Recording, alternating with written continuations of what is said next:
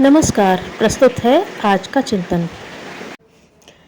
महापुरुषों के अविस्मरणीय जीवन प्रसंग आस्था संकट की इस वेला में तपते हुए मानवों को ठंडी बूंदों के समान शांति प्रदान करेंगे।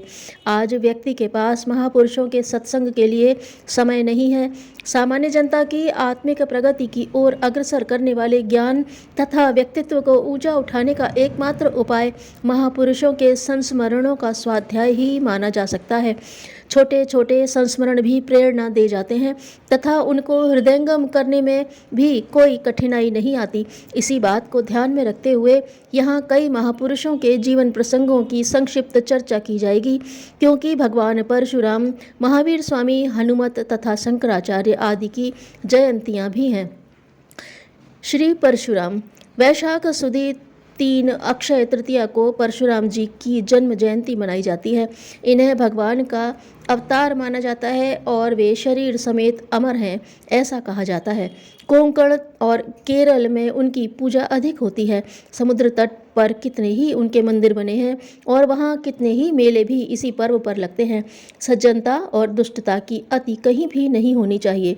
दोनों का ही समुचित प्रयोग किया जाना चाहिए। दुष्टों के साथ सज्जनता और सज्जनों के साथ दुष्टता को व्यर्थ ही नहीं, अनुपयुक्त समझने की मान्यता परशुराम जी के जीवन और आदर्शों में कूट कूट कर भरी थी। अहिंसा के इसी स्वरूप का वे प्रतिपादन करते रहे। हिंसा और अहिंसा का अद्भुत समन्वय करने वाले परशुराम अभी भी हमारे विचार क्षेत्र में एक पहेली की तरह विद्यमान रहते हैं। जन कल्याण के लिए परशुराम जी ज्ञान और विग्रह दोनों को ही आवश्यक मानते थे। नम्रता और ज्ञान से सज्जनों को और प्रतिरोध तथा दंड से दुष्टों को जीता जा सकता है, ऐसी उनकी निश्चित मान्यता थी। इसलिए वे उभय पक्षीय संतुलित नीति लेकर चलने से ही धर्म रक्षा की संभावना स्वीकार करते थे। उनकी मान्यता थी, मुख से चारों वेदों का प्रवचन करके और पीठ पर धनुष बाण लेकर चला जाए। ब्रह्म शक्ति और शस्त्र शक्ति दोनों ही आवश्यक हैं। शास्त्र से भी और शस्त्र से भी धर्म का प्रयोजन सिद्ध करना चाहिए। अग्रतश्चतुरो वेदाः पृष्ठतः शरसन्धनु इदं ब्रह्म इदं क्षात्रम शास्त्रदपि शरादपि। श्री हनुमान। रामनवमी के 6 दिन बाद चैत्र सुदी पूर्णिमा को हनुमान जयंती होती है। श्री हनुमान जहाँ श्री राम के परम भक्त थे, वहाँ उद्योग, उत्साह, साहस के अवतार थे।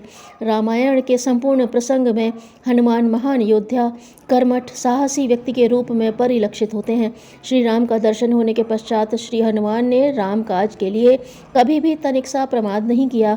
सीता की खोज, लंका दहन, समुद्र लंघन, रावण मेघनाद के साथ निर्भयता का व्यवहार, युद्ध में अपूर्व क्षमता का प्रदर्शन, ये सब हनुमान के पुरुषार्थ, उद्योग, शक्ति, सामर्थ्य के उदाहरण हैं।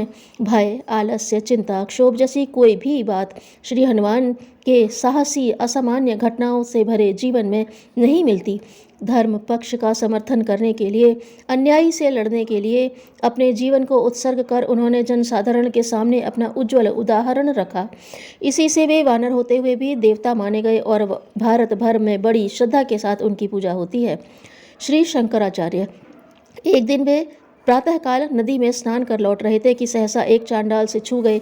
स्पर्श होते ही शंकराचार्य कुपित हो उठे और चांडाल को अपवित्र कर देने का दोष लगाकर भला बुरा कहने लगे। चांडाल उनका रोष देखकर हंसा और बोला, महाराज, संन्यास लेकर संत तो बन गए और वेद शास्त्र पढ़कर पंडित भी, किंतु आपका तुच्छ देहाभिमान अभी तक भी नहीं गया। इस प्रकार की भेद बुद्धि रहते हुए आप अपने को पूर्ण संत मान रहे हैं, यह तो उचित नहीं दिखता। आप सबके शरीर में एक आत्मा का निवास है। इस सत्य को प्रतीत किए बिना आपका संन्यास अपूर्ण है, आडंबर है। चांडाल की बातों ने शंकराचार्य की आंखें खोल दी। उन्होंने अपनी अपूर्णता समझी और उसे पूरा करने के लिए पुनः घोर साधना में लग गए और अब की बार जब अध्यात्म के सत्य स्वरूप को हृदयंगम कर सके तो तुरंत ही अपने कर्तव्य पथ पर चल पड़े। उन्होंने अटक से कटक और कन्याकुमारी से कश्मीर तक की पैदल यात्रा की। इस यात्रा में उन्होंने हजारों व्याख्यान दिए, बड़े बड़े उद्भट विद्वानों से शास्त्रार्थ किया और धर्म के सच्चे स्वरूप को समझने समझाने के लिए सभाएं आयोजित की। उन्होंने धर्म का प्रचार करने के लिए चिद्विलास, विष्णुगुप्त, हस्तामलक, समतिपाणि, ज्ञानवृंद, भानुगार्भिक, बुद्धि विरंचि, त्रोटकाचार्य, पद्मनाम, शुद्ध कीर्ति, मंडन मित्र, कृष्ण दर्शन आदि देश के उद्भट विद्वानों को संगठित किया। वेद धर्मानुयायियों की एक विशाल धर्म सेना बनाई गई और संपूर्ण भारत में धर्म सुधार की हलचल मचा दी। उनके इस अखंड प्रयत्न का फल यह हुआ कि जनता के मानस में धर्म संबंधी जो भी भ्रांतियां घर कर रही थी वे सब दूर होने लगी और सारे देश में वैदिक धर्म का शंखनाद गूंजने लगा। जटिलताएं जीवन विकास की पाठ्य पुस्तकें हैं। धन्यवाद।